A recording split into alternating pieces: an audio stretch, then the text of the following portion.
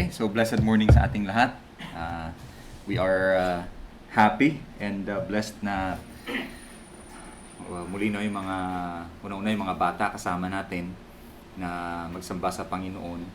And again, it's a blessing kasi we are raising or meron tayong privilege galing sa Panginoon para palakihin yung mga anak natin na unang-una may takot sa Panginoon, pangalawa may pag-ibig sa Panginoon, pangatlo ay may pag-ibig din sa mga kapwa nila na mga anak ng Panginoon. And we are blessed kasi yung mga magulang andito din. Okay? Kadalasan kasi sa mga simbahan, kung andun yung mga bata, wala yung magulang. Kung andun yung mga magulang, wala naman yung mga anak. Kung andun yung wife, wala naman yung husband. So kung tayo ay nabiyaan na magkasamang sasamba sa Panginoon, yung bagay po na yan ay isang bagay na ipagpapasalamat natin sa Panginoon. Okay? So this morning, we will praise the Lord. We will worship the Lord in the beauty of His holiness. Okay? Yung kagandahan ng kabanalan ng Panginoon, yun po ang sasambahin natin. At syempre, pagpapasalamat sa kaligtasan na ibinigay ng Panginoon sa atin. Okay? And I'd like to call on our opening exhortation ngayong umaga. Okay? Brother Jaime.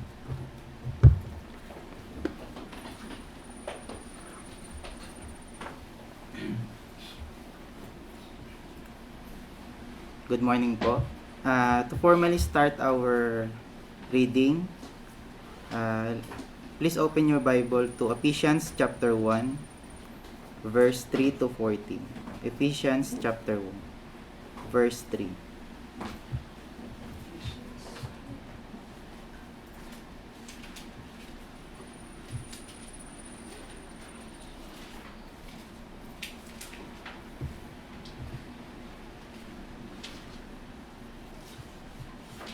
Okay na po. So sabay-sabay po nating basahin. Ephesians chapter 1 verse 3. Blessed be the God and Father of our Lord Jesus Christ, who hath blessed us with all spiritual blessings in heavenly places in Christ, according as He hath chosen us in Him before the foundation of the world, that we should be holy and without blame before Him in love, having predestinated us unto the adoption of children by Jesus Christ to Himself, according to the good pleasure of His will, to the praise of the glory of His grace, wherein He hath made us accepted in the Beloved, in whom we have redemption through His blood, the forgiveness of sins, according to the riches of His grace, wherein He hath abounded toward us in all wisdom and prudence, having made known unto us all the mystery of His will, according to His good pleasure, which He had proposed, that in the dispensation of the fullness of times He might gather together in one all things in Christ, both which are in heaven and which are on earth, even in Him, in whom we also obtain inheritance, being predestinated according to the purpose of Him, worketh all things after the counsel of His own will, that we should praise His glory, who first trusted in Christ, in whom ye also trusted, after that ye heard the word of truth, the gospel of your salvation, in whom also ye were sealed with that Holy Spirit of promise, which is the earnest of our inheritance, until the redemption of the purchased possession, unto the praise of His glory. So, okay. Faith in the Lord Jesus and love to all saints. Okay na. So, for our opening prayer, Brother Rod. Tayo din manalangin na maraming salamat po sa araw na ito, Panginoon, na kami tipong-tipong makinig yung salita. Maraming salamat po sa buong linggo, Panginoon, sa pag-iingat sa aming mga trabaho, Panginoon, ang biyayang natatanggap namin sa inyo. Maraming salamat, Panginoon, safety kami na nakarating dito sa bahay sa bahay. Pagbigan ng mga karanasan sa Panginoon. Maraming salamat din, Panginoon, sa pagtubad sa iyong pangako, Panginoon, sa aming kaligtasan sa pamamagitan Panginoong Kristo. Maraming salamat, Panginoon, at hindi niyo kami pinabayaan. At lagi namin naisip, Panginoon, na kasama namin ang Panginoong Kristo sa bawat hakbang na aming buhay. Maraming salamat, Panginoon, sa araw na ito. Sana ang ating katuruan, Panginoon, ay pumasok sa aming puso at isipan, Panginoon. Patuloy namin nagagamit sa araw-araw sa aming pamumuhay, Panginoon. Sana ingatan mo kami, Panginoon, sa mga susunod pang araw. Sana ang aming mga gagawin ay naayon lang sa iyong mga kagustuhan, Panginoon. Maraming salamat, Panginoon. At ang lahat ng papuri nito ay binibigay namin sa aming Panginoon sa Kristo. Amen. So, good morning po ulit. So, dun sa binasa natin, this passage talks about the Trinity. So, binanggit dun yung number 1, si God. Pangalawa, si Jesus Christ, yung Son. And yung Holy Spirit. And this passage also talks about the purpose of God. Kasi si God always has the plan. So, He chose us in Him even before the foundation of this world. And in love, He predestinated us for adoption to Himself according to the purpose of His will. So, bakit niya ginagawa yon? Why? Sabi dun sa verse 6, to the praise of the glory of His grace. Sabi dun sa verse 12, to the praise of His glory. Tapos sabi dun sa verse 14, unto the praise of His glory. So, lahat ng ginagawa niya, unto the praise of His glory. So, ano ibig sabihin ba nung praise of His glory? So, yung praise, ibig sabihin nun, to express worship. Tapos, yung glory naman, yung glory means God's inherent splendor, dignity, and worthiness. Yung splendor, galing siya sa Latin word, nang ibig sabihin ay shine or bright. So, pag binuo natin siya, yung praise of His glory means to worship the brightness of God or the perfection or beauty of God. So from the beginning to the end, God has always planned, and His plan is to the praise of His glory in everything that He do. So God created the world, even the man. So alam natin, man is always sinful, man always messed up. So we need the redemption we need the redemption through the blood of Jesus Christ as the sacrifice. So let us thank God that He have a perfect plan, that nothing was escape from His attention. So, yung plano kasi ni Jesus Christ, walang absolute siya, walang pagkakamali dun sa plano niya.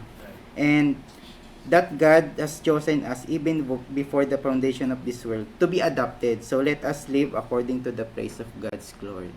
So, for our first song leader, Brother Ethan.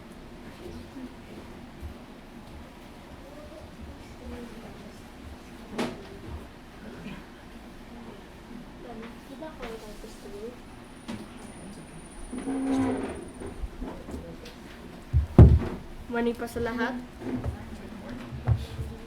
Our first name is hymn number 139. No,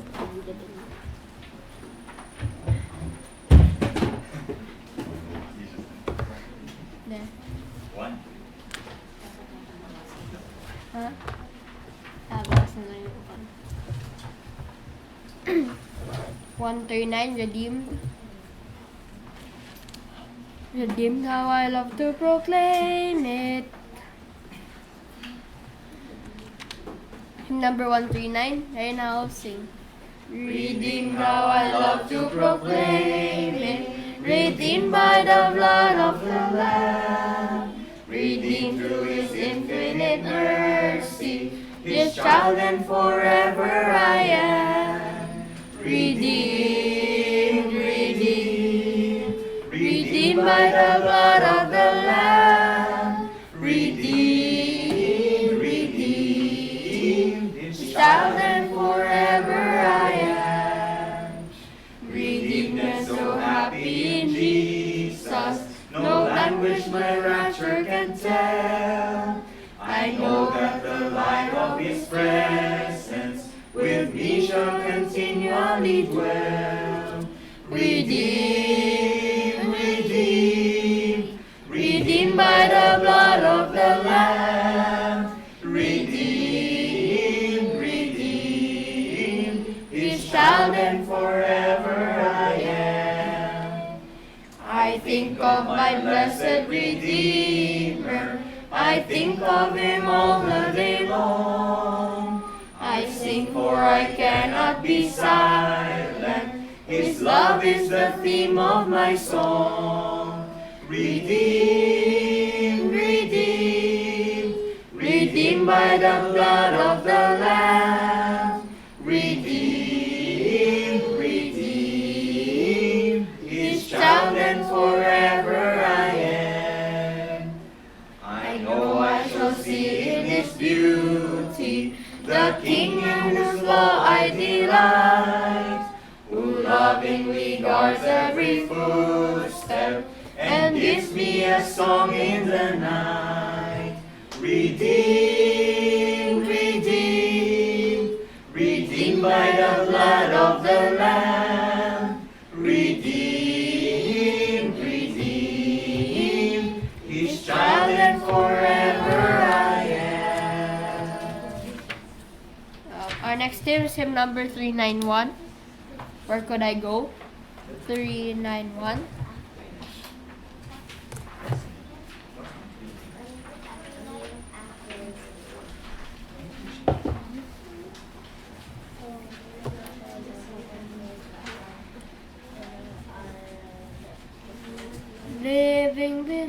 Living below in this old sinful world. Living below. Hymn number 391. We now sing. Living below in this old sinful world, hardly a comfort can afford. Striving alone to face temptation sore, where could I go but to the Lord? Where could I go? Oh, where could I go? Seeking a refuge for my soul, needing a friend to save me in the end. Where could I go but to the Lord? Neighbors are kind, I love them everyone. We get along in sweet accord. But when my soul needs manna from above, where could I go but to the Lord? Where could I go? Oh, where could I go? Seeking a refuge for my soul, needing a friend to save me in the end. Where could I go but to the Lord? Life here is grand with friends I love so dear. Comfort I get from God's own word. Yet when I face the chilling hand of death, where could I go but to the Lord? Where could I go? Oh, where could I go? Seeking a refuge for my soul, needing a friend to save me in the end. Where could I go but to the Lord? Thank you. I call on Brother Liam for more hymns.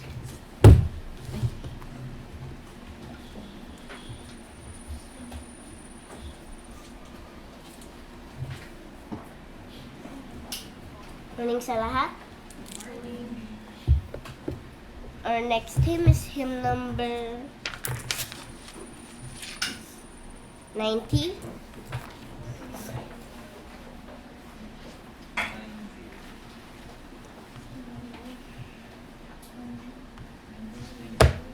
Nancy.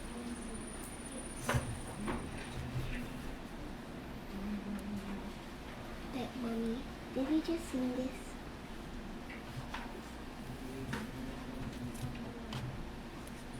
Return, my fair beloved, why am I turned aside? Hymn number 90. Ready, sing. Return, my fair beloved. Why am I turned aside? Why is the flock all there, and I with you do not abide? I charge the arrows point to where my soul resides. Oh Lord, I'm sick of love. I'm waiting here to rise above. I sleep in deep despair. I sleep but hear a voice. He is revealed all there behind the lamp is few and fair. My dear one spoke and said, rise up and take my hand. Come back to this good land, for I have been forever here. The sun has taken flight, its countenance so bright. For lo, the winter's past, and I have found my love at last. His glory fills my sight. I look up to his face, then run to blessed light. Now I am wrapped in his embrace.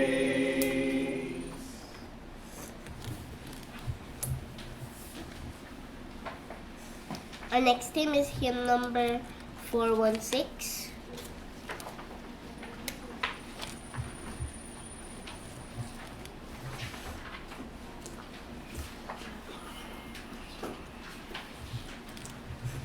God sent his son, God sent his son, they called him Jesus.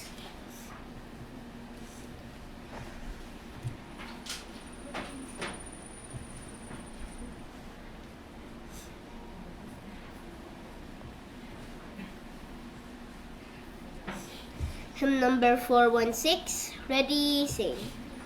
God sent his son, they called him Jesus. He came to love, heal and forgive.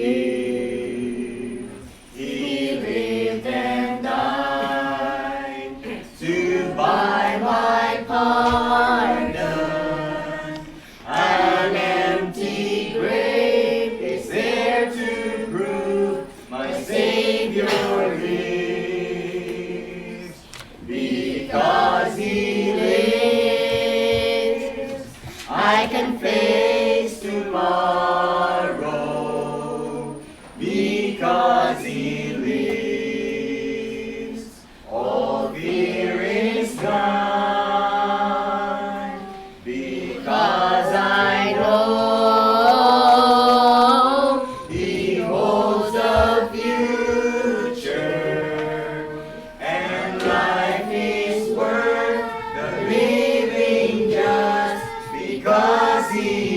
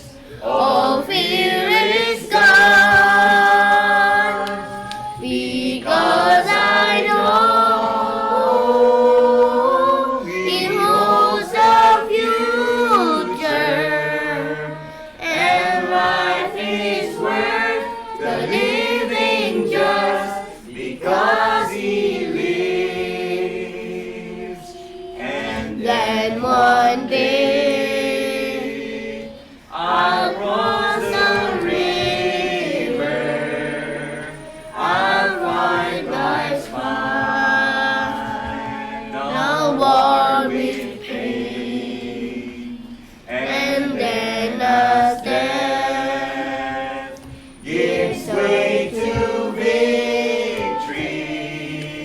As we the lights of glory, and I know he lives. Because he lives, I can face tomorrow. Because he lives, all fear is gone. Because I know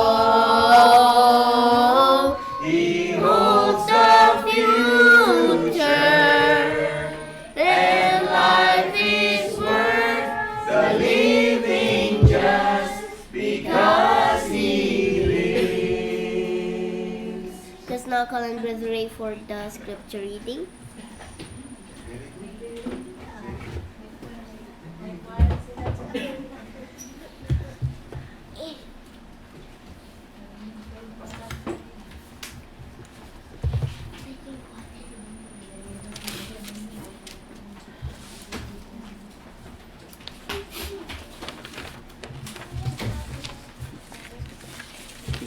Blessed morning po ulit sa ating lahat. So this time po we will proceed sa ating scripture reading sa book of Joshua. We will read from chapter 2. Joshua chapter 2 verses 1 to verse 24.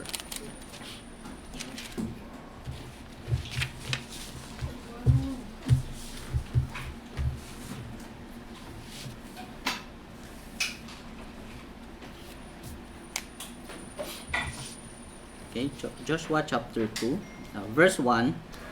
And Joshua the son of Nun sent out of Shittim 2 men to spy secretly, saying, Go view the land, even Jericho.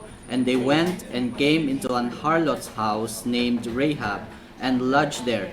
And it was told the king of Jericho, saying, Behold, there came men in hither tonight of the children of Israel to search out the country. And the king of Jericho sent unto Rahab, saying, Bring forth the men that are come to thee, which are entered into thine house, for they be come to search out all the country.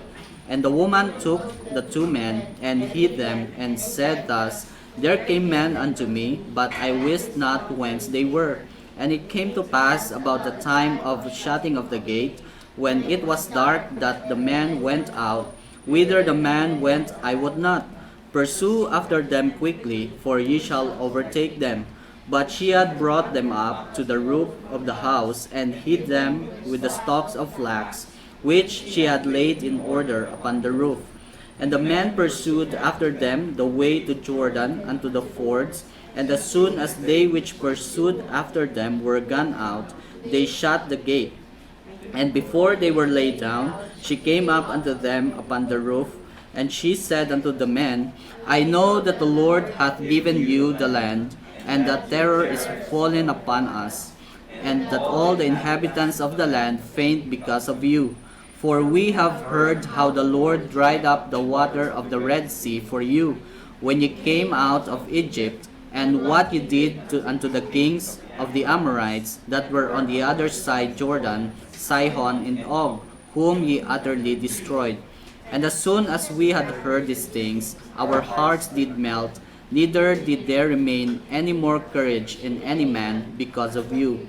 For the Lord your God, He is God in heaven above, and in the earth beneath. Now therefore I pray you, swear unto me by the Lord, since I have showed you kindness, that ye will also show kindness unto my father's house, and give me a true token. And that you will save alive my father, and my mother, and my brethren, and my sisters, and all that they have, and deliver our lives from death. And the men answered her, Our life for yours, if ye utter not this our business. And it shall be, when the Lord hath given us the land, that we will deal kindly and truly with thee. Then she let them down by a cord through the window, for her house was upon the wall, and she dwelt upon the wall. And she said unto them, Get you to the mountain, lest the pursuers meet you, and hide yourselves there 3 days until the pursuers return, and afterward may ye go your way. And the man said unto her, We will be blameless of this time, thine oath which thou hast made us swear. Behold, when we come into the land, thou shalt bind this line of scarlet thread in the window which thou didst let us down by. And thou shalt bring thy father, and thy mother, and thy brethren, and all thy father's household home unto thee. And it shall be that whatsoever shall go out of the doors of thy house into the street, his blood shall be upon his head, and we will be guiltless. And whosoever shall be with thee in the house, his blood shall be on our head, if any hand be upon him. And if thou utter this our business, then we will be quit of thine oath, which thou hast made us to swear. And she said, According to your words, so be it. And she sent them away, and they departed.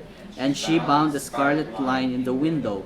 And they went and came unto the mountain, and abode there 3 days, until the pursuers were returned. And the pursuers sought them throughout all the way, but found them not. So the 2 men returned, and descended from the mountain, and passed over, and came to Joshua the son of Nun, and told him all things that befell them. And they said unto Joshua, Truly the Lord hath delivered into our hands all the land, for even all the inhabitants of the country do faint because of us. Okay, so that is Joshua chapter 2. So let me share with you po yung katotohanan na gustong ituro sa atin ng binasa nating passage. So as we open the book of Joshua chapter 2, makikita po natin dito na yung Israel or mga Israelites, they are standing on the edge of the promised land. So they see Jericho, which is before them. Jericho, which is a fortified city na pag tinignan po nila ay parang imposible po na pasukin or makonquer. And then Joshua sends 2 spies para po i-survey itong land. And yung ginawa po nila, it lead them hindi po doon sa palace ng Jericho, hindi po doon sa loob ng tahanan ng mga noble people, but into the house of Rahab. So Rahab, a prostitute, she is despised and dismissed by the society. So pag anong panahon nila, pag sinabi kasing bayaran ka na babae, ikaw ay parang dinidespise ng community or ng nation. And yet this chapter po, it is not ultimately about Rahab's kung gaano nagpakita ng courage si Rahab, or yung kung paano nagpakita yung Israel ng kanilang courage by sending these 2 spies. But this chapter talks about the mercy and the preserving grace of God.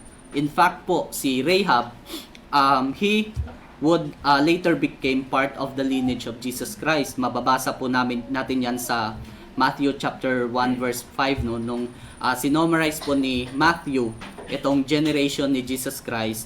So makikita natin dito si Rahab, or yung tawag doon si Rachab, who is the mother of Buz or si Boaz, who became Ruth's husband. So alam natin dyan nanggaling yung linya ni Jesus Christ. And that is how powerful po yung biyaya ng Panginoon or yung habag ng Panginoon, na it takes those who are unlikely, 'di ba, yung hindi natin inaasahan na si Rahab, para po i-align doon sa kanyang eternal plan.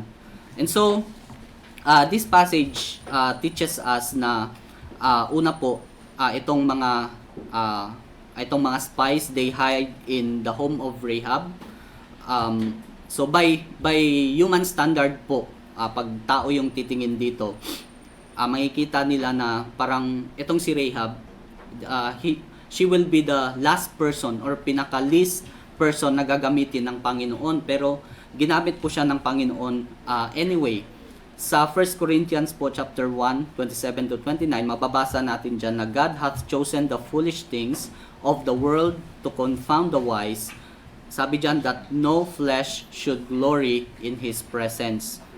Nung ang Panginoong Jesus po ay nagkatawang tao, ito po yung pattern na sinunod din ng Panginoong Hesukristo nung nasa lupa siya.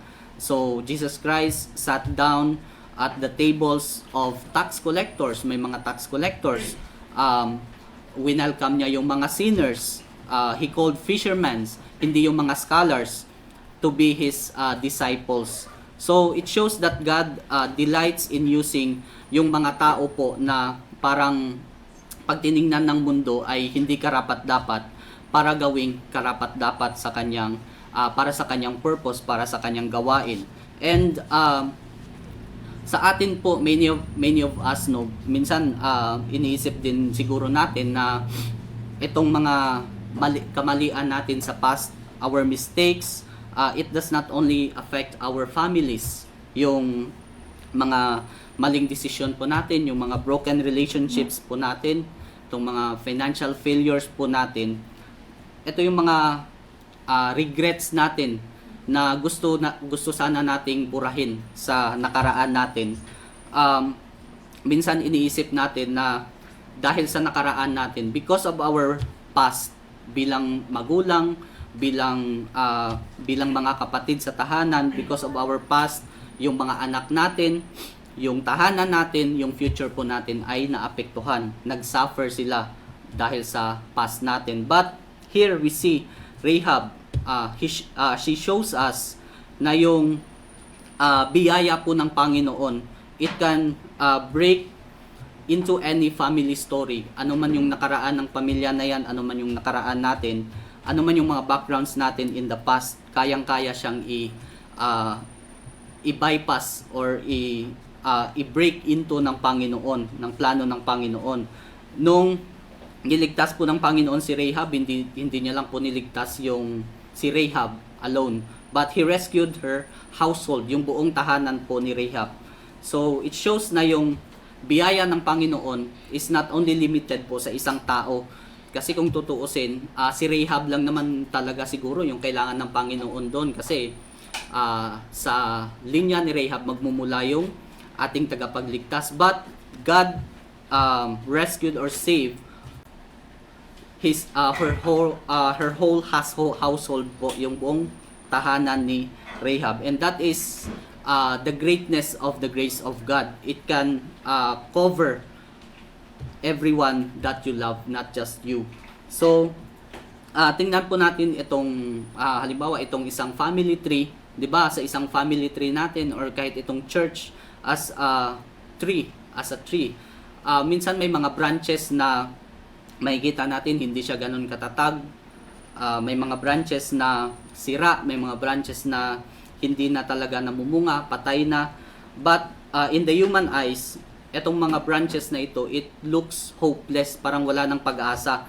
Pero when a skilled gardener po, yung magaling na hardinero, kapag siya ay nag-graft ng bagong sanga dyan, bagong buhay, magkakaroon po yan ng bunga, kumbaga magfo-flourish ulit yan. And yan po yung ginawa ng Panginoon. He grafts His grace into our broken relationship.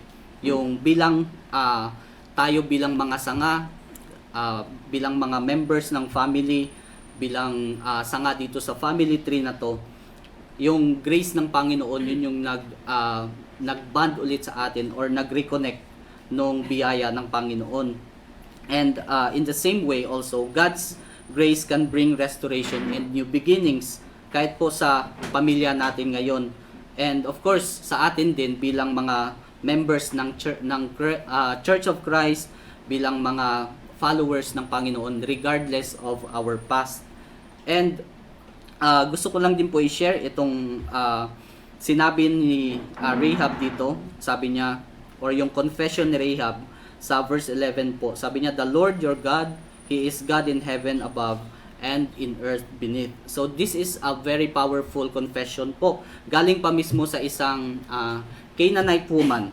You know, yung i-acknowledge niya yung sovereignty ng Panginoon, ng Diyos na sinasamba ng mga Israelites, na sinabi niya dito, Jericho had heard yung ginawa ng Panginoon, kung paano hinati ng Panginoon yung Red Sea, kung paano tinalo ng Panginoon yung mga kings sa sina Sihon, si Og, 'di ba?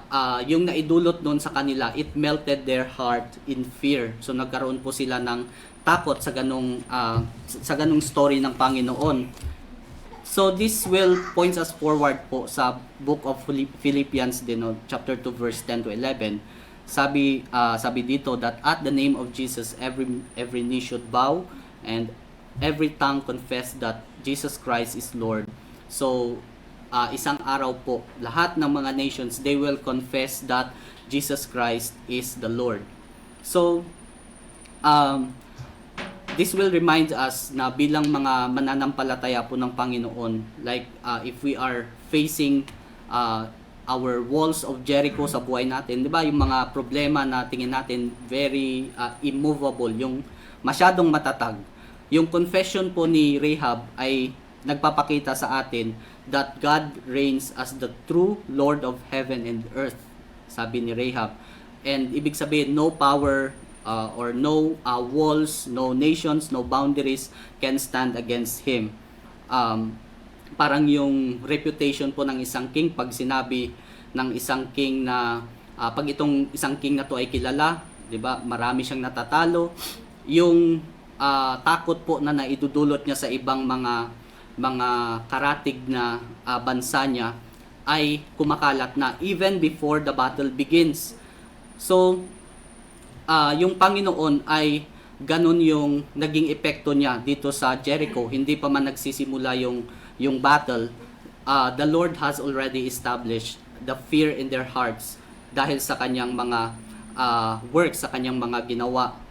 And finally po, I would like also to share na at the heart of this story of Rahab, of this chapter po, is the story of salvation. So dito makikita natin na si Rahab, he asked for mercy. Humingi siya ng habag para sa kanyang sarili at para po sa kanyang family. And the spies or these two Israelites had given her a sign, which is a scarlet cord tied in her window. So etong cord po na ito, hindi naman po ito yung parang inimbento lang ni Rahab, but it shows God's provision po, a sign of God's provision. So her family was spared, hindi dahil sa pagiging matapang or matatag ni Rahab, hindi din po dahil sa pananampalataya niya alone, but it's all because of God's grace, dahil po sa biyaya ng Panginoon. Sa Ephesians chapter 2 verses 8 to 9 po, sabi dito, we are very familiar with this verse po. For by grace are ye saved through faith, and that not of yourselves. It is the gift of God, not of works. For by grace are ye saved through faith, and that not of yourselves. It is the gift of God, not of works, lest any man should boast. Itong scarlet cord na ito, it could also point us to the blood of Jesus Christ. That without shedding of blood, there is no remission.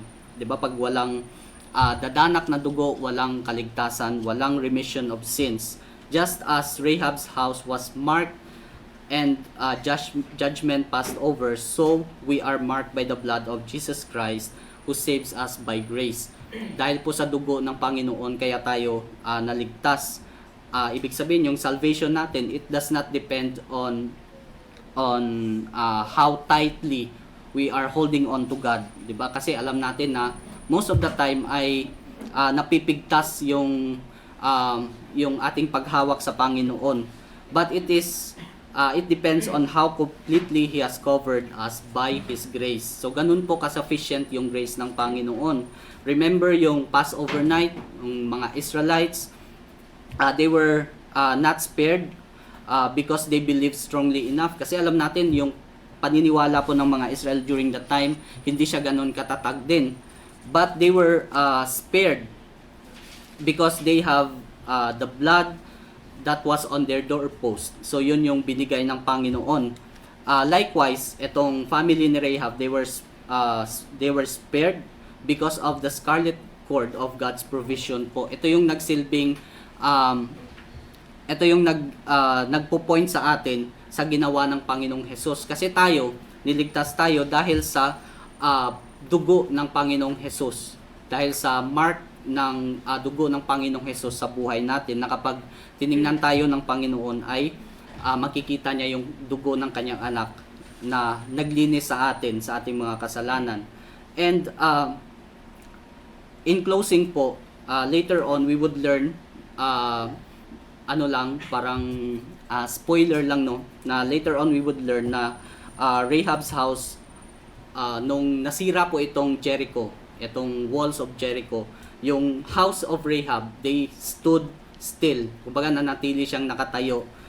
Hindi po dahil kung sino si Rahab, 'di ba? Hindi naman reputation ni Rahab ang dahilan kung bakit nailigtas sila, but because of who God is. Dahil ganun po ka mahabagin ang Panginoon. So I would like to leave you with this verse po in Isaiah chapter 55 verse 3. Sabi dito, "Incline your ear and come unto me, hear and your soul shall live." So here we see Rahab heard that what God had done, kung ano yung ginawa ng Panginoon, and it opened her heart to receive His grace. Yung gawa ng Panginoon yung nagbukas ng puso ni Rahab to receive the grace of God.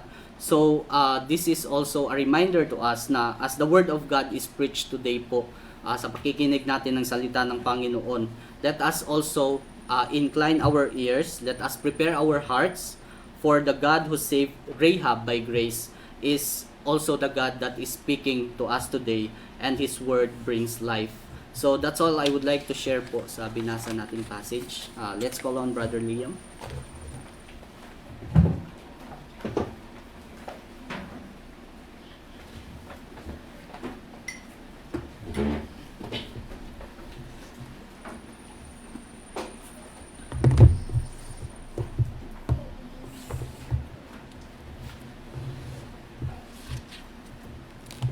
Our next hymn is hymn number 417.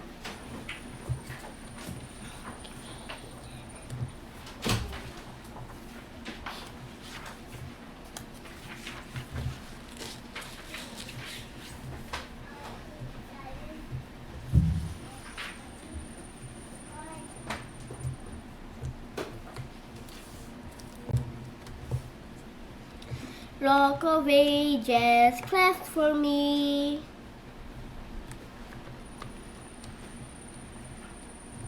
Hymn number 417, ready, sing. Rock of Ages, cleft for me. Let me hide myself in thee. Let the water and the blood from thy wounded side which flowed be a save the double cure. Save from wrath and make me pure. Could my tears forever flow?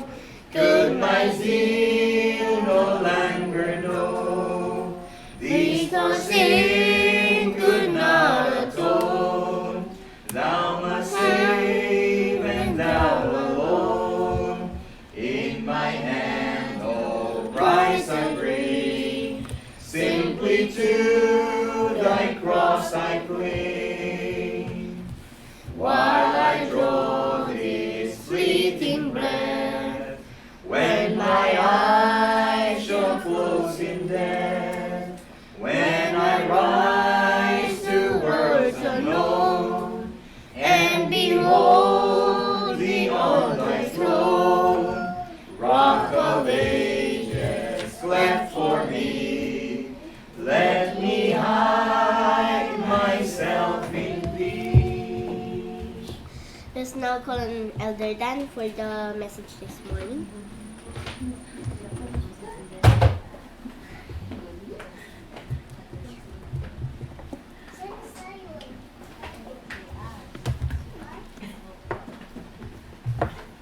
Okay, buksan po natin ating mga Biblia sa aklat ng 1 Samuel.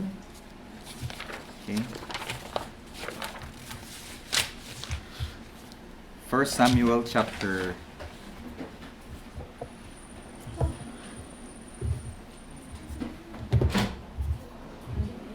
okay. 1 Samuel chapter 6.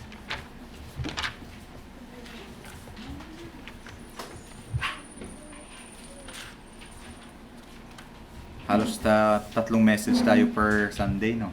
Biyaya ng Panginoon ay may katuwang na sa papangaral ng salita. Okay? 1 Samuel chapter 6, verses 1 to 18. Okay? Sabi po dito, "And the ark of the Lord was in the country of the Philistines 7 months, and the Philistines called for the priests and the diviners, saying, What shall we do to the ark of the Lord? Tell us wherewith we shall send it to his place. And they said, If you send away the ark of the God of Israel, send it not empty, but in any wise return him a trespass offering. Then ye shall be healed, and it shall be known unto you why his hand is not removed from you. And then said they, What shall be the trespass offering which we shall return to him? And they answered, 5 golden emerods and 5 golden mice, according to the number of the lords of the Philistines, for one plague was on you all and on your lords.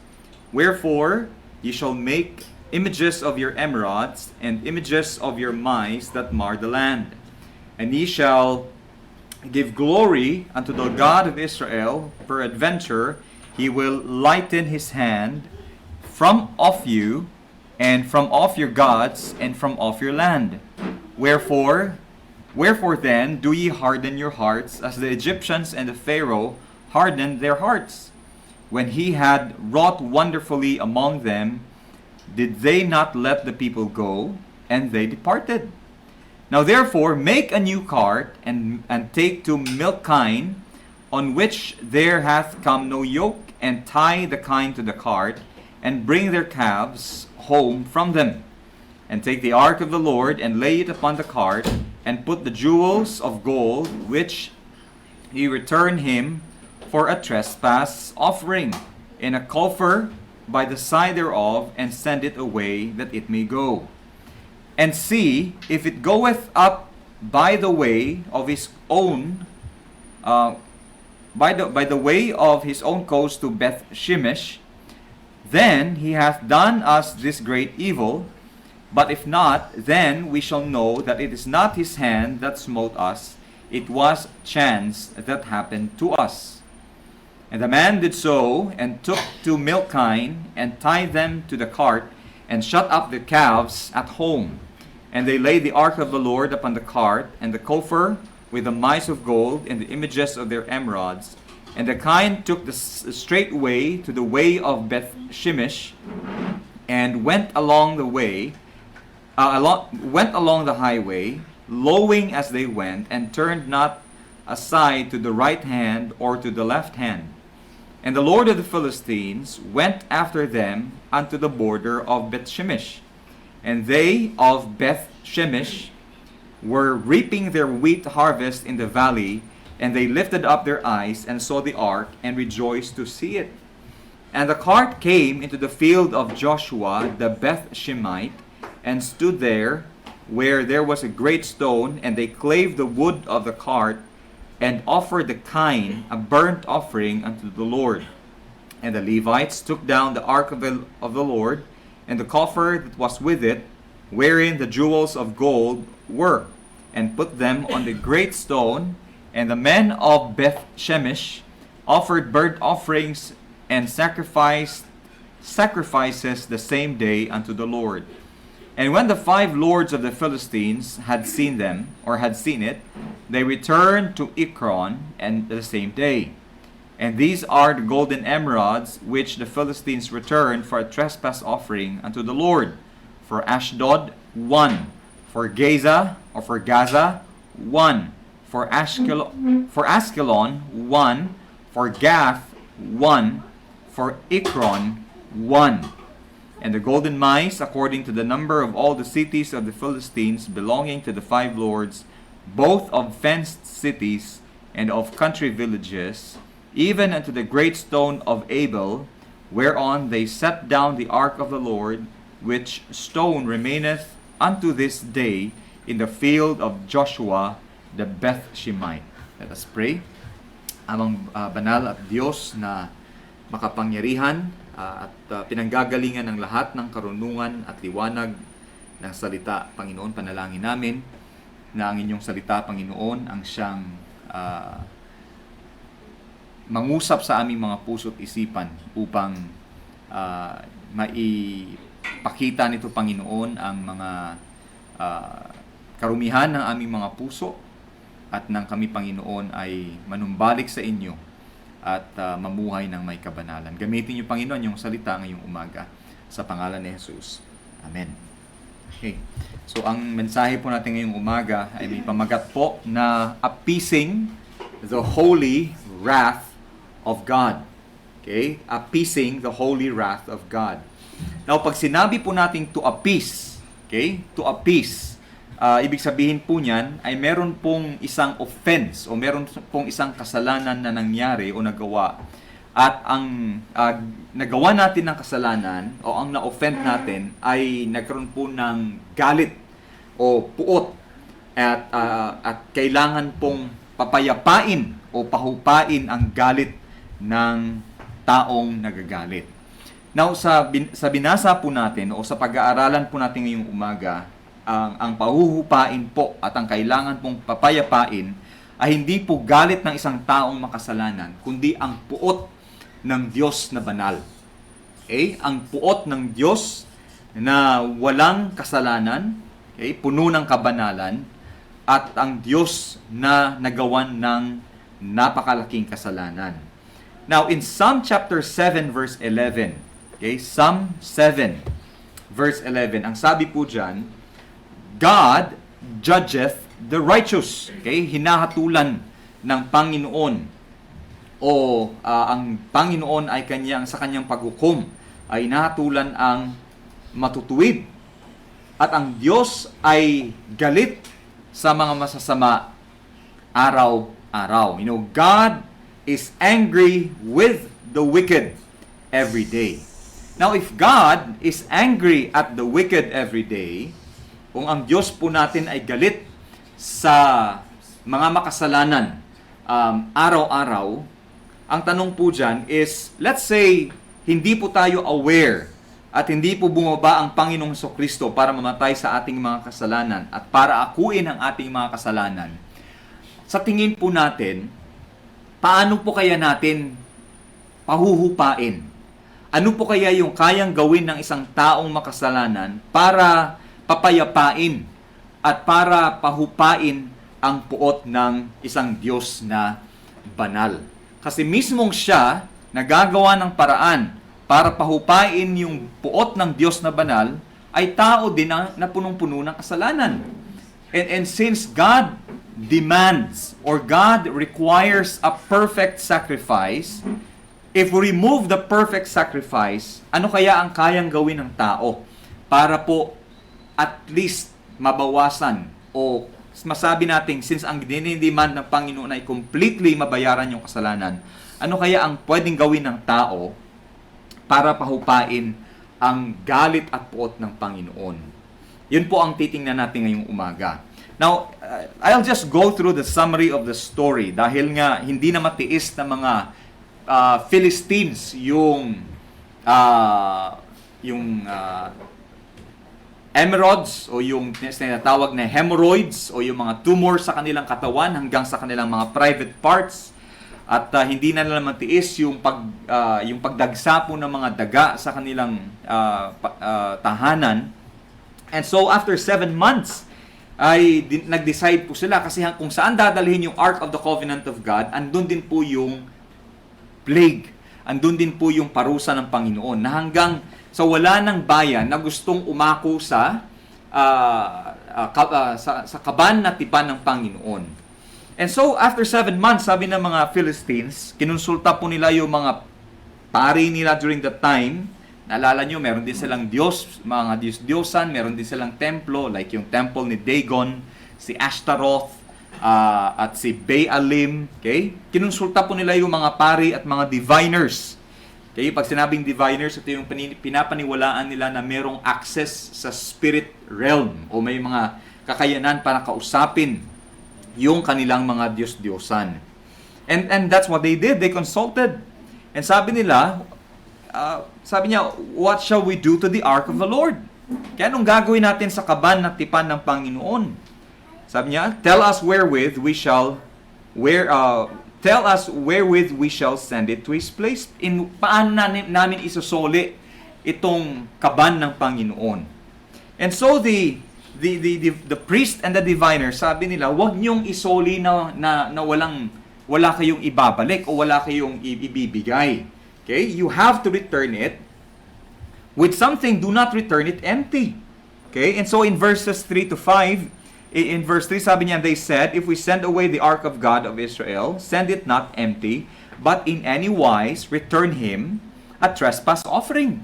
You have to admit, kailangan nyo akuin na meron kayong nagawang pagkakamali sa Diyos ng Israel, at dapat pag sinoli niyo yung kaban ng Panginoon, ay dapat may kasamang guilt offering o tinatawag dito na trespass offering, at token na pagpapakita na inaako nyo nga na kayo ay nakagawa ng kasalanan. And so, sabi nila, and it shall be known unto you why his hand is not removed from you. And in verse 4, then said they, what shall be the trespass offering which we shall return to him?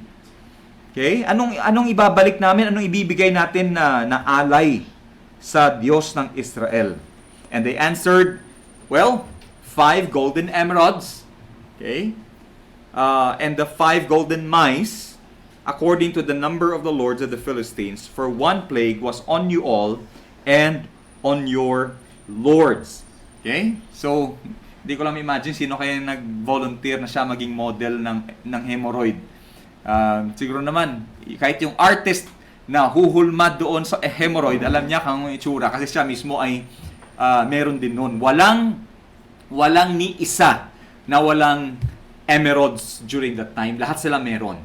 And so sabi nila, 1 golden emerald per 1 Philistine lord.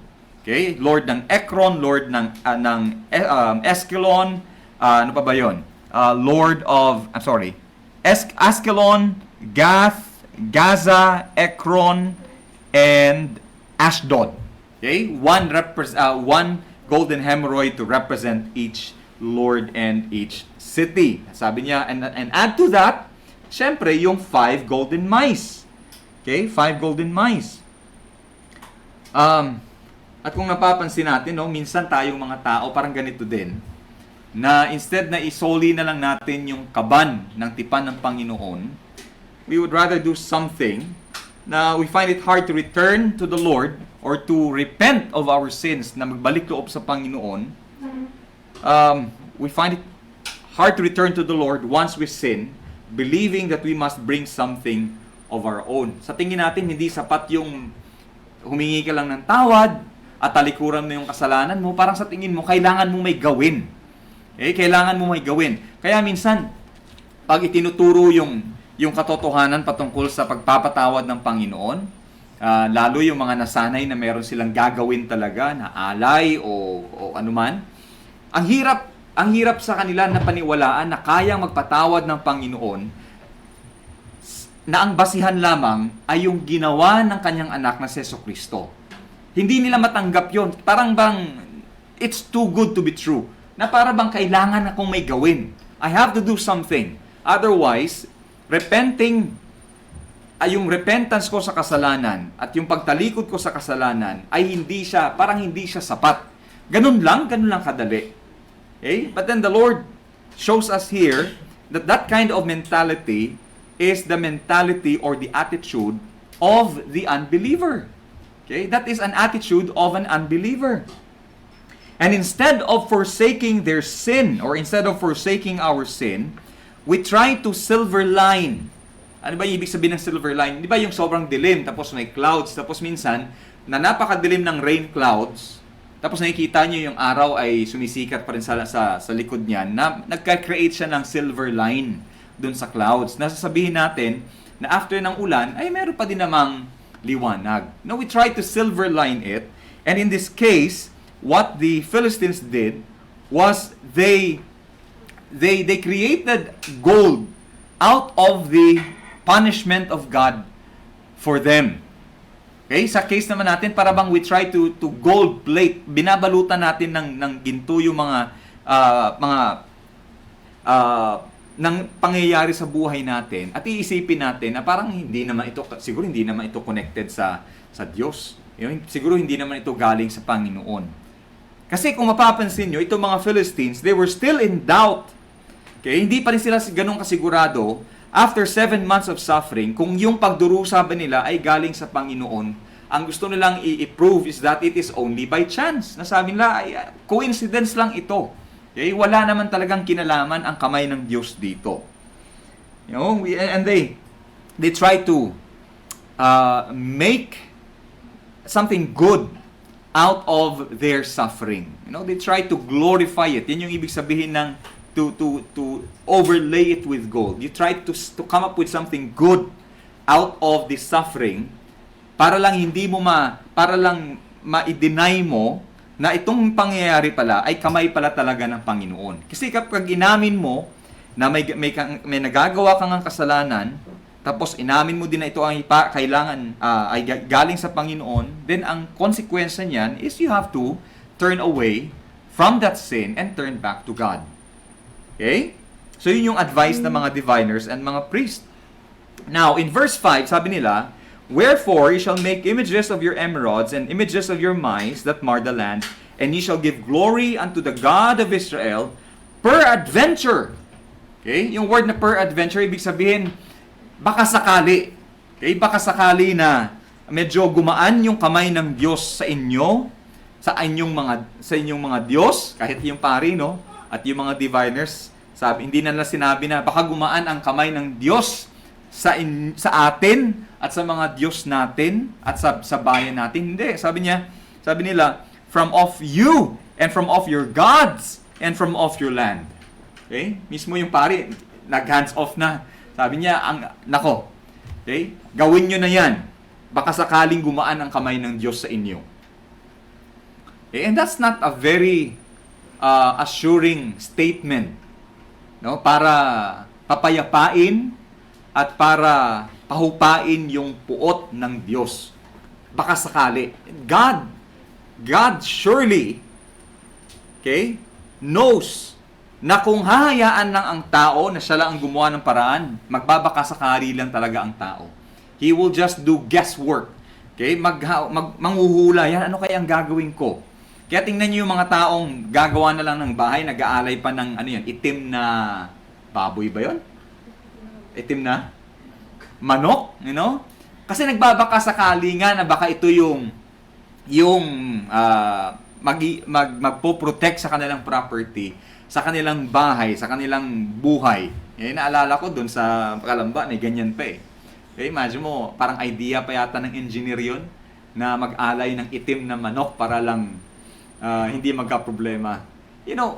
Kapag hinayaan, pag iniwan na ng Panginoon ng tao, magbabaka sakali, manghuhula lang yan sa kung paanong paraan niya, pahuhupain ang puot ng Panginoon. Okay? And so, in verse 6, kung meron mang isang bagay na nakuha na tama itong mga pari at mga diviners, in verse 6, makikita po natin, alam nila, kanina, di ba, binasa natin sa scripture reading, alam ng mga Canaanites, okay, yung mga nakatira sa Jericho, kung ano yung ginawang kapangyarihan ng Panginoon para hatiin yung dagat. Dito, alam ng mga Philistines, ng mga diviners at mga pari, yung ginawa ng Panginoon sa Egypt. Okay? At sabi niya, "Wherefore then do ye harden your hearts?" Bakit niyo pa pinapatigas yung puso niyo? Hindi niyo ba alam yung ginawa ng Diyos? Okay? Kung paano pinatigas ng mga Egyptians, ng Pharaoh, yung kanilang mga puso, na ayaw nilang palayain ang mga Israelita. Pero ultimately ay lumaya din. Okay? Wag na kayong magmatigas sa Panginoon, sabi niya. sabi ng mga unbelieving priests and diviners, wala kayong magagawa sa kapangyarihan ng Diyos. At least may nakuha silang isang bagay na tama. Okay? Now, sabi ng mga Philistines, sige, ito gawin natin. Para lang ma-prove natin, ma-eliminate natin yung duda. Para ma-eliminate natin yung duda, let's experiment. Gawa natin ang napaka-imposibleng paraan o experiment. Kung ito nga ay kamay talaga ng Diyos o baka naman ay coincidence lang. Okay? Now, in verse 7, sabi ng mga pari, now therefore, make a new cart. Gumawa kayo ng bagong kariton o karo. Okay? Kaya lang sa karo yata sa Tagalog, iba ang nakalagay, no? Basta, make a new cart. And then, kumuha kayo ng 2 milk kine. O ibig sabihin yan ay nanay na baka na nagpapadede pa dun sa mga sa mga batang baka. Sabi, kumuha kayo ng 2 cow o milk cow. Yun yung ibig sabihin niyan, milk cow. Yung hindi pa nalalagyan ng yoke. Yung never pa naka-experience ng yoke. Okay? And then itatali nyo sa cart, tapos yung mga anak nila, iuuwi nyo. Ilalayo nyo sa kanila. Okay? Natuka na ba kayo ng manok? Nung sinubukan yung lumapit doon sa mga maliit, yung mga sisiw. Okay? Of course, the mother instinct will kick in. Okay? Once na alam nilang may threat doon sa mga baby nila, no? Sabi ng mga Philistines, yun gawin natin. Yung never pang nagamit para mag-araro, yung bagong panganak, yung nagpapadede pa dun sa batang baka, iuwi nyo, paghiwalay nyo. Kumuha kayong 2. Okay? And then, ilagay nyo sa cart, and then, yung ginawa nyong 5 na emeralds, golden emeralds, and 5 golden mice, ilagay natin sa maliit na box. Ito yung coffer. Okay? Para siyang Ark of the Covenant, pero mas maliit, at hindi siya sacred. Tapos, ilagay nyo sa cart. Tapos, sabi niya, papuntahin natin. Okay? Papuntahin natin sa Beth-Shemesh, which is, this is already the land of the Israelites. You know, a small town of the Israelites. Now, sabi niya, if dumiretso, sabi nila pag dumiretso doon, sigurado, Diyos ang may gawa nito sa atin. Kapag yan hindi tumuloy o lumiko o lumihis ng landas, sigurado ay hindi to, walang kinalaman sa Diyos itong mga pagdurusa natin. Okay? Ganun yung proposal nila. Okay? Which really shows us na, you know, it demonstrates, minsan ganun din tayo, no? Pag nakagawa ka ng kasalanan sa Panginoon, instead na ikaw yung lumapit direkta sa Panginoon, ipapadaan mo pa sa iba. You know, para bang kailangan mo muna ng cart na siya yung magbabalik doon o magdadala doon sa Panginoon kasi ikaw, just like the Philistines, they are too proud. I believe yung Ark of the Covenant, ito yung parang victory trophy nila. And can you imagine, after nilang makuha, 7 months later, kailangan nilang isole dahil nga hindi nila kayang nasa bayan nila. I think they're too proud para kargahin, para dalhin dun sa isole dun sa kalaban yung Ark of the Covenant of God. And sometimes we're like that. After we sin against God, we are too proud para manumbalik sa Panginoon at para ihingi ng tawad sa Panginoon yung mga nagawa nating kasalanan. Okay? Never been yoked, separated from the calves, and 2 beasts with motherly instincts. And sabi nila, ipadala natin sa Beth-Shemesh. Now, the last stop, okay, by this time, yung Ark of the Covenant is in Ekron, which is around 10 kilometers from Beth-Shemesh. Okay? At noon, during the time, ang mga daanan po, hindi naman po parang may asfalto, tapos may guardrails pa na parang alam mo kung saan ka pupunta. Okay? Most likely, yung mga daanan during that time, may mga marks lang ng kalesa o ng tao and all that. And so, it's very unlikely that nadediretso yung mga baka na ginamit nila panghila dun sa kariton. Okay? They really wanted to make it impossible. Siguro nagpustahan pa, sabi nila siguro, tingnan mo, wala pang 10 metro, babalik yan dito. o hindi yan uusad. Kasi nga, the motherly instinct, una lalagyan mo ng yoke yung baka na never pang nagawa ng yoke o na nalagyan ng yoke. Pangalawa ay yung instinct niya, hahanapin niya yung kanyang pinapadedeng anak na inuwi nila. Okay? They really wanted to make it impossible for the cart to go back to Beth-Shemesh. Okay? But then again, 10 kilometers. Ang sabi po dyan. And the man did so in verse 10, and took 2 milk kine, and tied them to the cart, and shut up their calves at home. And they laid the ark of the Lord upon the cart, and the coffer with the mice of gold, and the images of their emeralds. And the kine, take note of this, and the kine took the straight way to the way of Beth-Shemesh, and went along the highway. Okay? Lowing as they went, and turned not aside to the right hand or to the left, and the lords of the Philistines went after them unto the border of Beth-Shemesh. Grabe, no? What? I would say this is really a miracle. This is really a miracle. Sabi nga ng isang commentator, sabi niya, this was a remarkable miracle. Okay? A remarkable miracle. 2 cows who never pulled a cart before. First time na nahihila ng kariton o ng cart o ng kalesa, either alone or together. Dalawa pa na never na try, never no driver to lead them. Yet they left home and marched the 10 or 9-10 kilometers or so to the city they have never been to. Never pa nila napuntahan. Okay?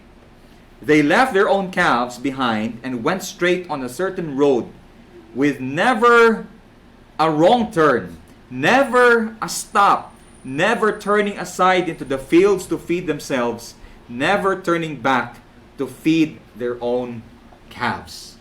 Okay? That is truly a miraculous work of God. Okay? Alam nyo, parang yung setup ng mga Philistines, ang pinaka-reason lang talaga nila is to prove that this is not the hand of God. Yun lang naman ang gusto nila ipakita eh. That while they experience the power of God, the punishment of God, ang gusto nila ipakita, basta, we will not give up, we will show that this is not the hand of God. Para bang si Gideon noon, di ba? Nung tinawag ng Panginoon si Gideon para mag-lead ng kanyang mga sundalo, sabi ni Gideon, sige, kung tinawag mo talaga ako Panginoon, maglalagay ako dito ng fleece. Okay? Tapos, kinaumagahan, kapag basa ito at tuyo yung paligid, sige, maniniwala ako sa inyo. Eh di nangyari, basa yung fleece, tapos yung nakapaligid, o yung paligid niya ay tuyo. Hindi ayaw pa rin maniwala ni Gideon. Sabi niya, sige, isa pa, last na to. Pag ito tuyo, tapos yung paligid niya ay basa, maniniwala na ako. Alam mo, pinagbigyan pa rin ng Panginoon para ipakita lang sa kanya na Panginoon na mismo ang tumatawag sa kanya.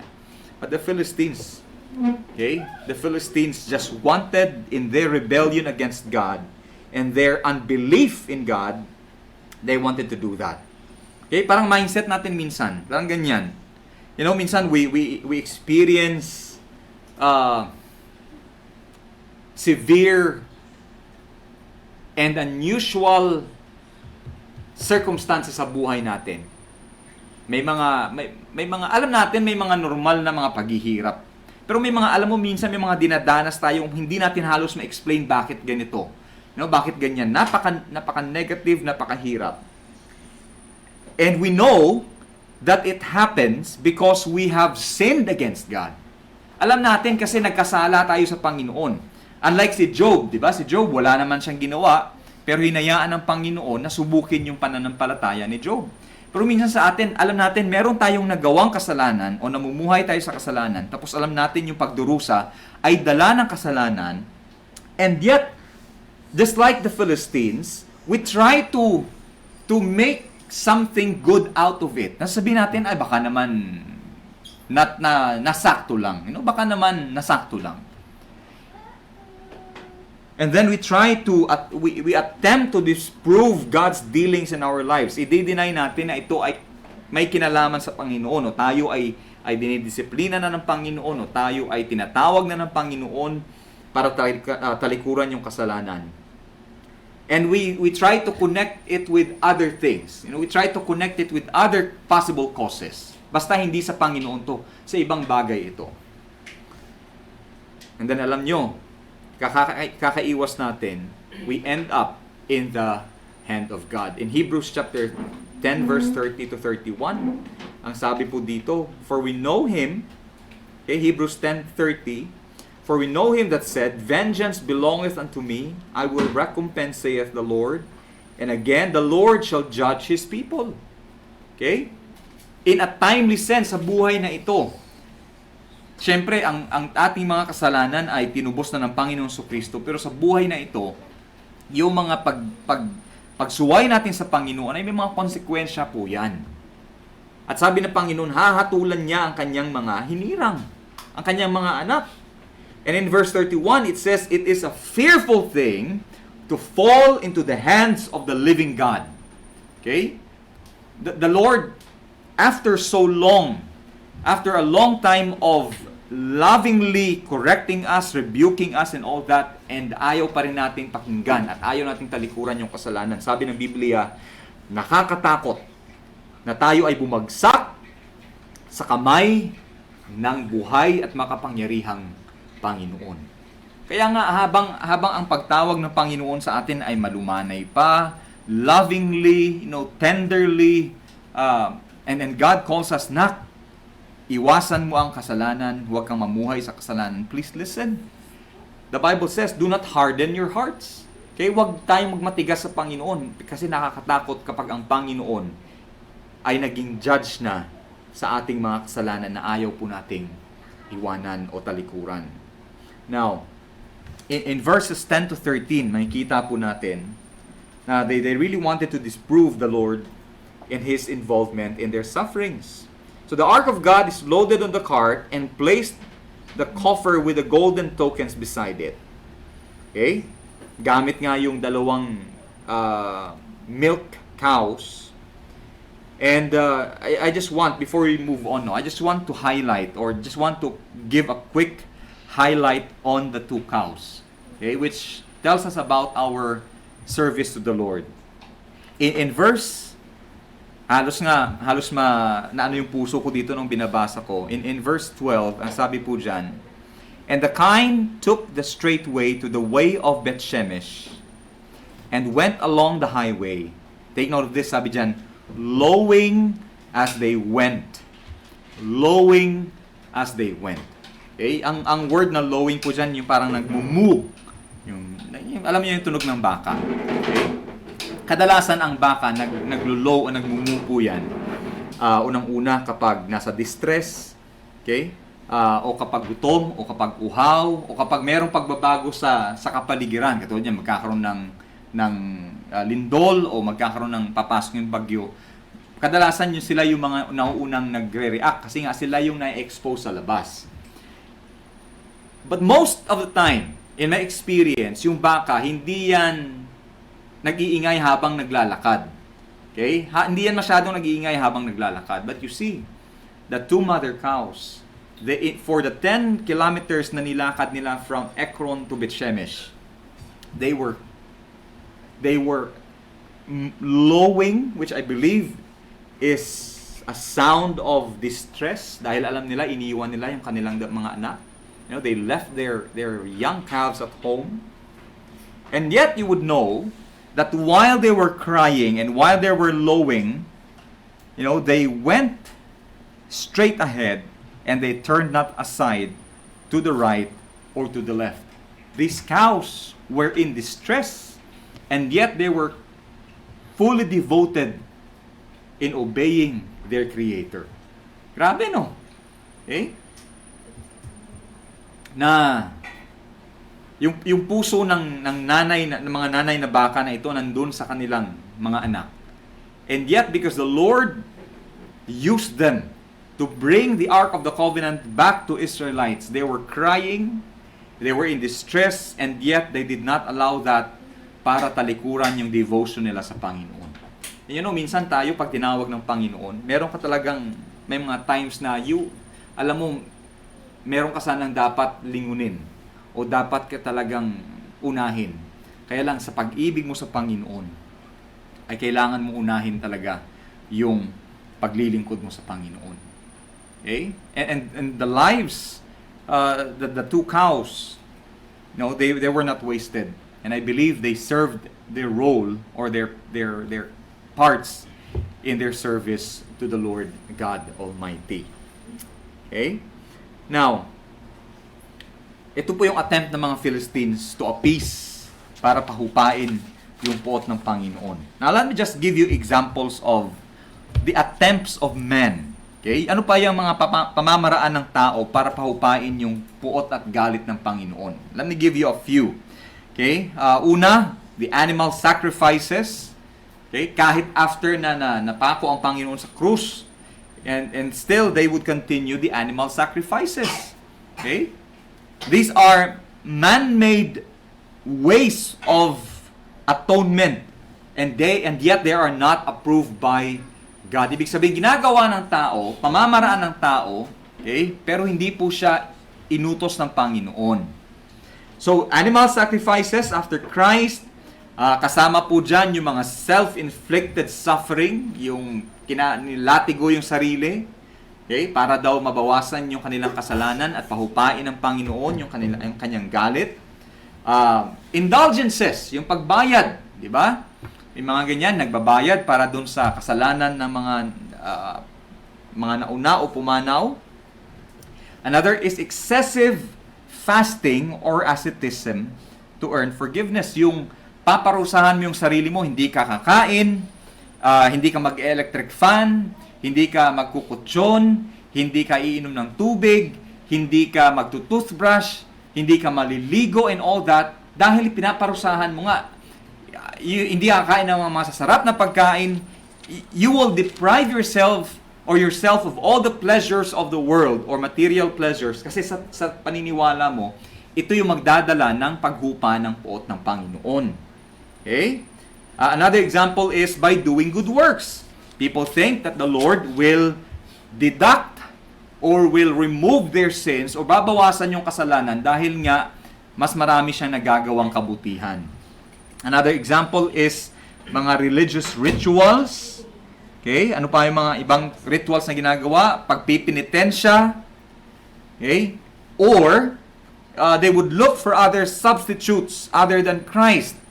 Diba? Like kay Mary, sa mga santo, sa mga anghel, kay Santo Ninyong ganito, kay Apo ganito, at kung sino pang maiisip nila na ilalapit sila sa Panginoon para ihingi ng tawad ang kanilang mga kasalanan. Or, finally, sasabihin nila, I have to obey the law perfectly. Nababagsak sa legalism.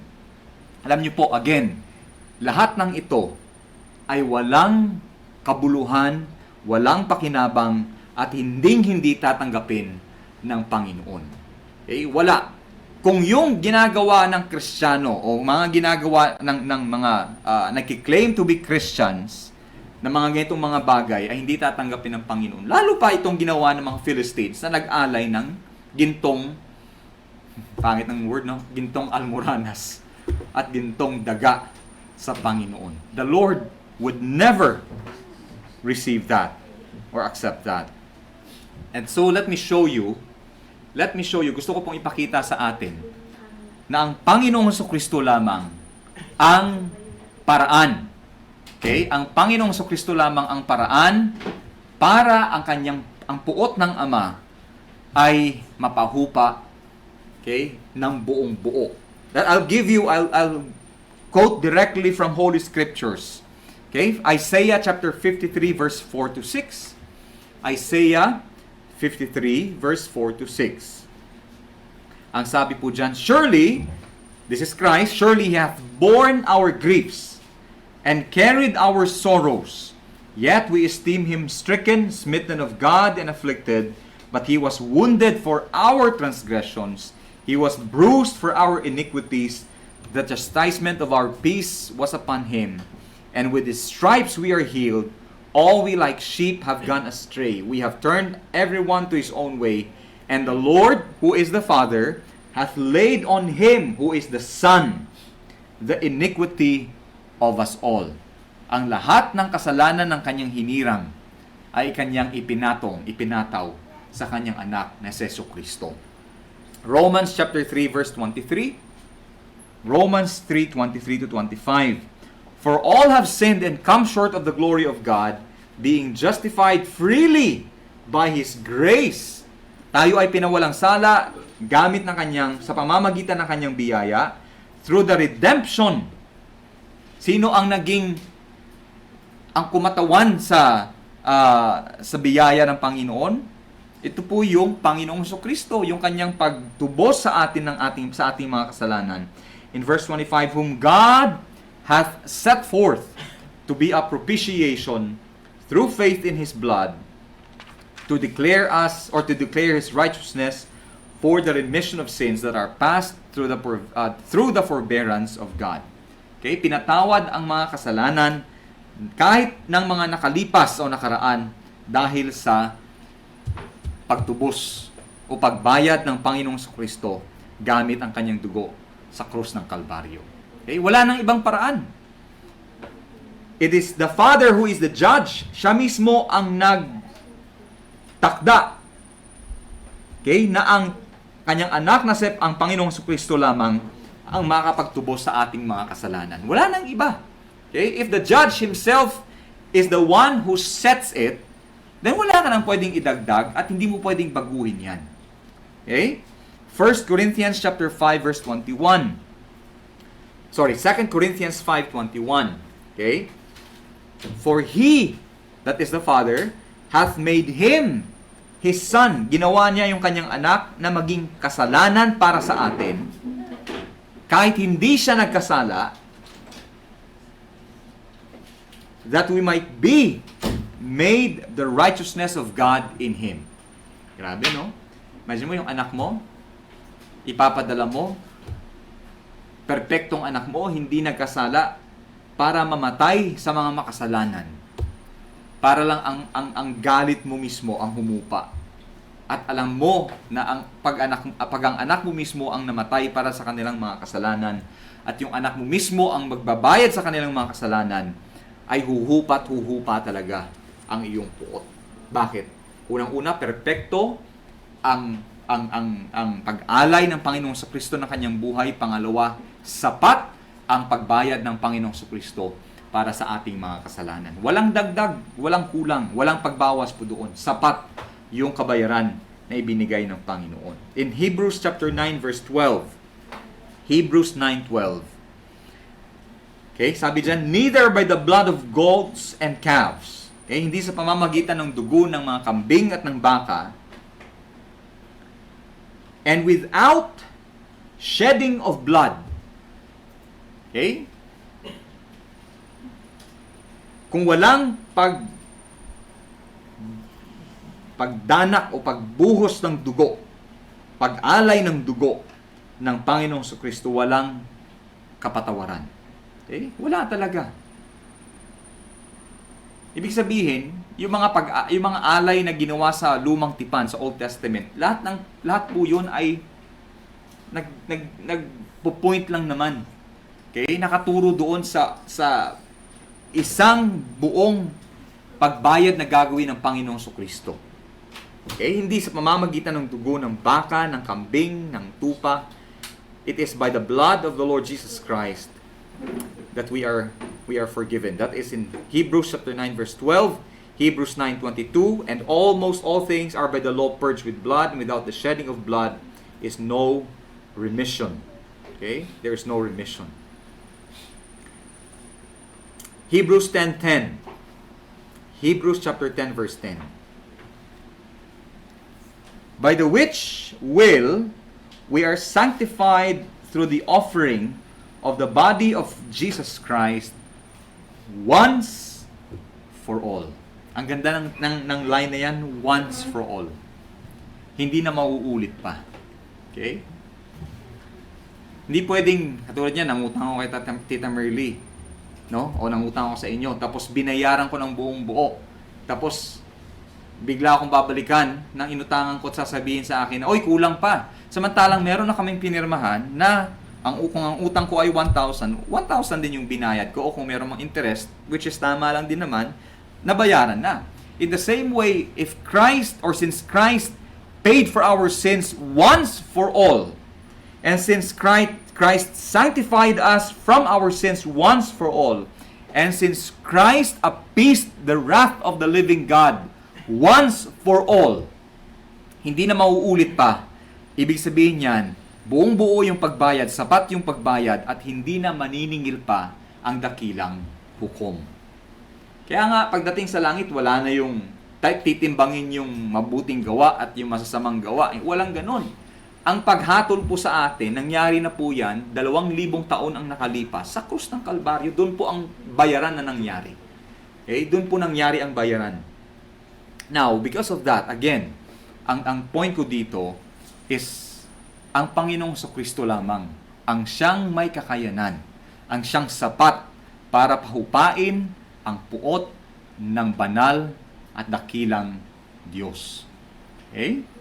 Now, just a few insights before we close, no? Mga aral po na makukuha natin dito. Unang-una, any attempts, propositions, experimentation of man to atone for his sins and to appease the wrath of the holy God will ultimately fail and avail to nothing. Ibig sabihin, anumang mga attempts o mga gawa ng tao o mga maiisip na paraan ng tao para pahupain ang puot ng Diyos at para pagbayaran ang kanyang kasalanan, kung ito ay galing sa Kanya at hindi galing sa Panginoon, ay walang saysay at walang kabuluhan. Hindi po yan tatanggapin ng Panginoon. Okay? Kaya wag na tayong padaya dun sa sinasabi ng iban, ay kailangan mong gawin ito, kailangan mong gawin yan, as if hindi sapat yung ginawa ng Panginoong Kristo. Okay? Sapat po ang ginawa ng Panginoong Kristo para sa atin. Pangalawa, okay, ang tayo, instead na i-glorify pa natin yung kasalanan, sabihin natin ay may mauunawaan naman ng Panginoon yon, at ginawa ko naman yun at maganda naman ang intensyon ko sa paggawa ko ng kasalanan. Alam niyo po, sabi nga, may isang kasabihan na the road to hell is full of good intentions. Intention alone will not save. Intention alone will not justify. It is the work of Christ. It is the death and the resurrection of Christ that saves us from our sins. So let us not justify, wag na po nating i-justify yung mga kasalanan natin. Instead, tayo po ay magbalik loob sa Panginoon. Okay? Talikuran yung kasalanan, magbalik loob sa Panginoon, and only then will the Lord accept us. Okay? Only then will the Lord, He says, I will be a God to you, and I will be a Father to you. Okay? And finally, Christ's work of atonement and redemption. Yung ginawa ng Panginoon na pagbayad sa kasalanan at pagtubos sa ating mga kasalanan, kadalasan hindi po yan na ituturo. Okay? Kadalasan hindi naririnig yan. Minsan kung maririnig mo, sabihin lang nila sa ang Panginoong Kristo ay namatay at sa pangatlong araw ay katlong araw ay muling nabuhay. Pero hindi nila sinasabi kung ano yung ang naging dala niyan, anong naging dulot niyan sa buhay natin, ano bang naging benefits niyan sa buhay natin. Kadalasan ang ginawa ng Panginoon, hindi po yan na ituturo. At kung naituturo man, hindi po na ituturo ng tama. Okay? Hindi po na ituturo ng tama. Sasabihin lang, ito ng ginawa ng Panginoon, dadagdagan mo lang ng ganito. Okay?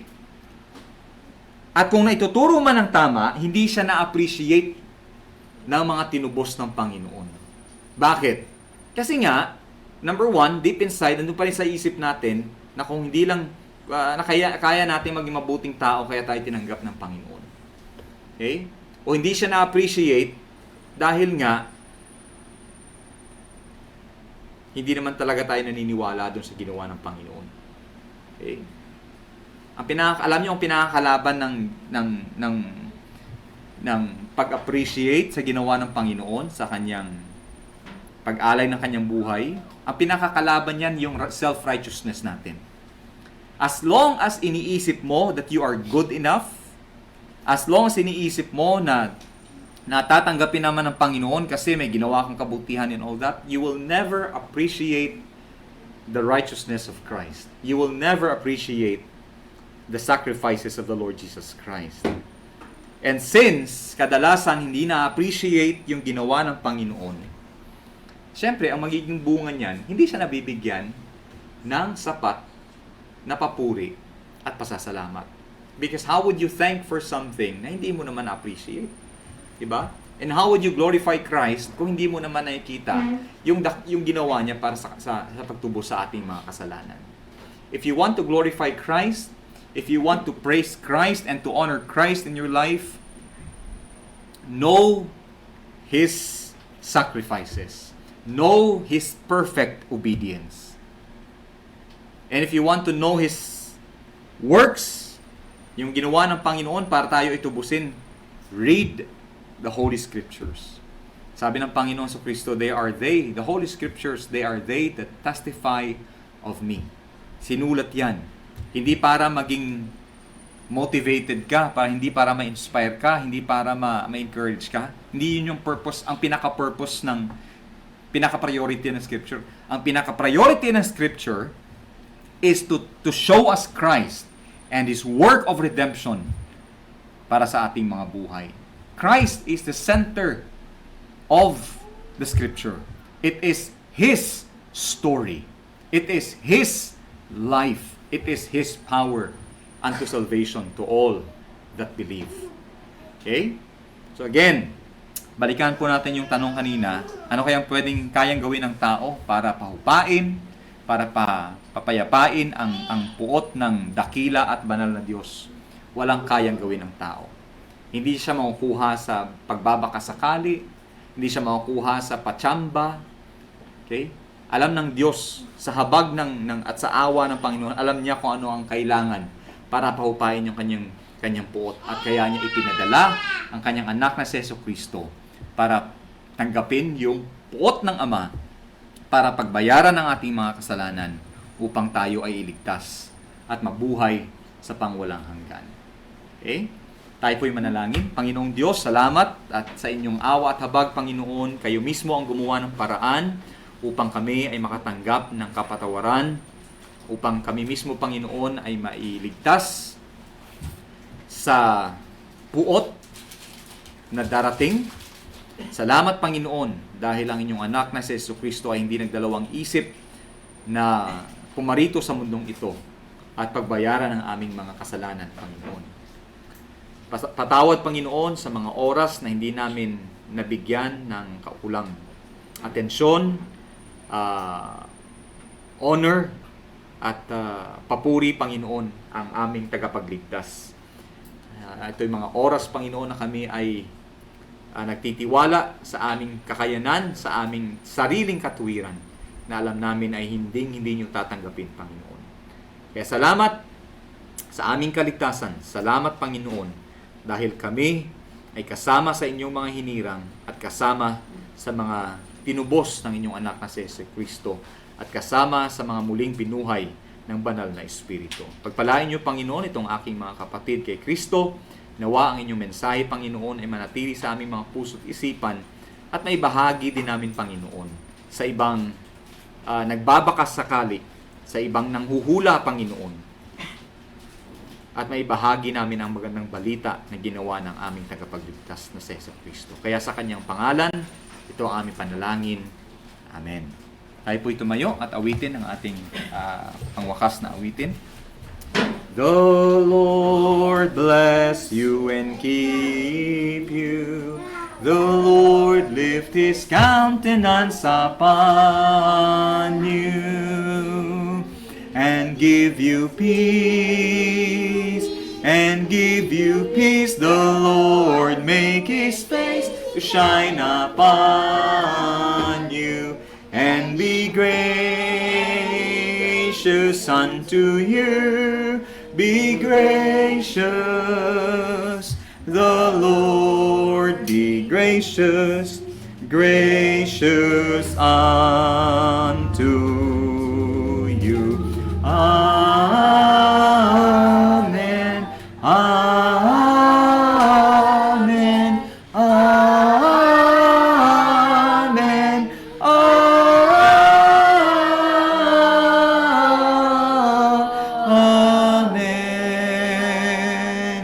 Amen. Amen.